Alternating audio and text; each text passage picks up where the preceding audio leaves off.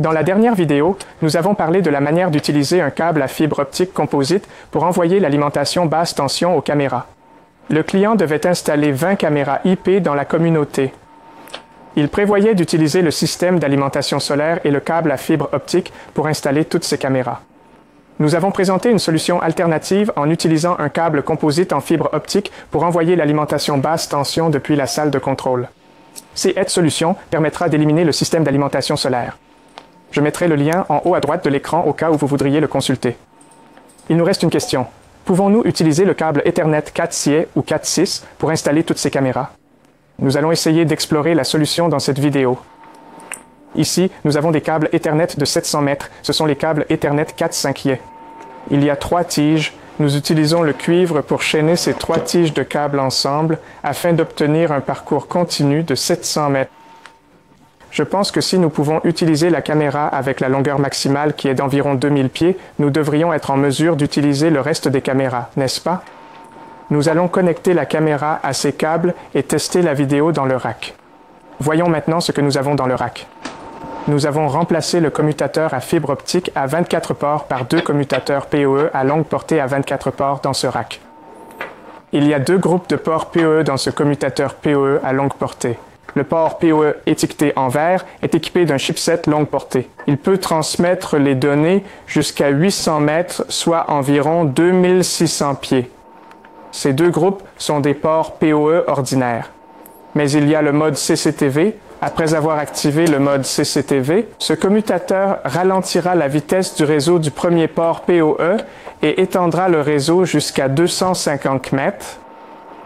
Il y a un compromis entre la vitesse et la distance. Nous avons une vitesse plus faible, mais une distance plus longue. Si la distance est inférieure à 250 mètres, nous pouvons connecter ces caméras directement au premier port PoE et activer le mode CCTV. Les 2 commutateurs sont connectés au 3e commutateur via ces câbles à fibre optique. L'émetteur-récepteur SFP est situé sur cet emplacement SFP. Ce câble est connecté à notre enregistreur vidéo en réseau. Et nous pouvons afficher les 20 caméras sur cet enregistreur vidéo en réseau. Sur le dessus, nous avons le protecteur de surtension. Le câble venant de l'extérieur se connectera d'abord au port d'entrée du protecteur de surtension. L'entrée ne signifie pas l'entrée du signal, il s'agit du câble qui accompagne la surtension. Le port de sortie se connectera à notre commutateur PoE. Comme nous le savons, plus le câble est long, plus il a de chances d'absorber la surtension. La surtension peut se propager aux 2 extrémités et endommager le commutateur PoE ou l'enregistreur vidéo en réseau. C'est pourquoi nous avons besoin d'un parasurtenseur pour absorber la surtension. L'installation est assez simple. Dans le rack, passons à la caméra. Notre parasurtenseur PoE extérieur se trouve à côté de la caméra. Comme nous ne savons pas dans quelle direction la surtension pourrait se propager, il est préférable d'avoir un parasurtenseur aux 2 extrémités. Le câble est connecté au port d'entrée du parasurtenseur et nous avons le port de sortie. Il s'agit du chemin de mise à la terre qui conduira la surtension à la terre. Voici l'extendeur PoE. Vous vous demandez peut-être à quoi sert un extendeur PoE, puisque le commutateur peut déjà transmettre les données jusqu'à 800 mètres. N'oubliez pas que le réseau IP-TCP est une communication bidirectionnelle. Même le commutateur PoE peut transmettre les données jusqu'à 800 mètres. Cette caméra est une caméra ordinaire. Elle ne peut pas renvoyer de signaux aussi longtemps. C'est la raison pour laquelle nous avons besoin d'un parasurtenseur à côté de la caméra pour aider le port long porté à atteindre 800 mètres. Voici la caméra PoE. Elle consomme environ 12 W. Utilisons maintenant l'ordinateur pour tester la vidéo en direct avec cette caméra. Je vais connecter cet ordinateur au commutateur en bas et nous utiliserons ce logiciel PC pour regarder la vidéo en direct de la caméra. Laissez-moi établir la connexion.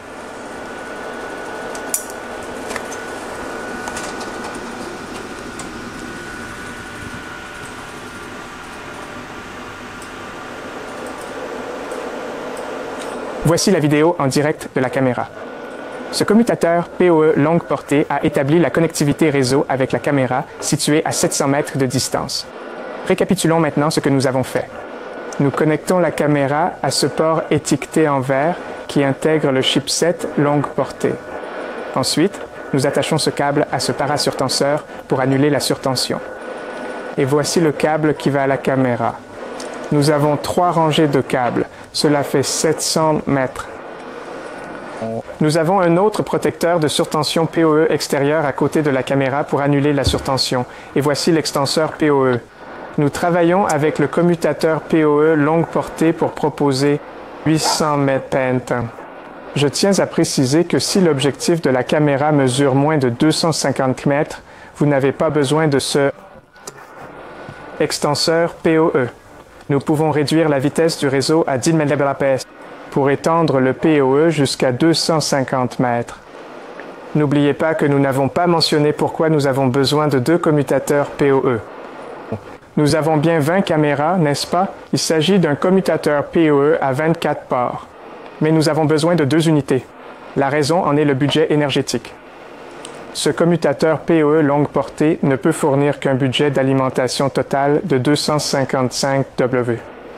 Et chaque caméra consomme environ 12 W. Nous avons 20 unités. Au total, nous avons besoin d'une puissance totale de 240 Wh pour cette caméra, mais nous n'avions pas prévu la perte de puissance. Plus la distance est longue, plus la perte de puissance est importante. Il faudra donc prévoir au moins 300 W de puissance totale. Un commutateur PoE 24 ports ne peut pas fournir cette alimentation. C'est pourquoi nous avons besoin de 2 commutateurs PoE longue portée dans le rack. Nous devons diviser les caméras en 2 groupes. Certaines se connecteront au premier commutateur PoE longue portée, les autres se connecteront au deuxième commutateur PoE longue portée. C'est tout pour la vidéo d'aujourd'hui. Si vous avez des questions, n'hésitez pas à les poser dans la section des commentaires ci-dessous.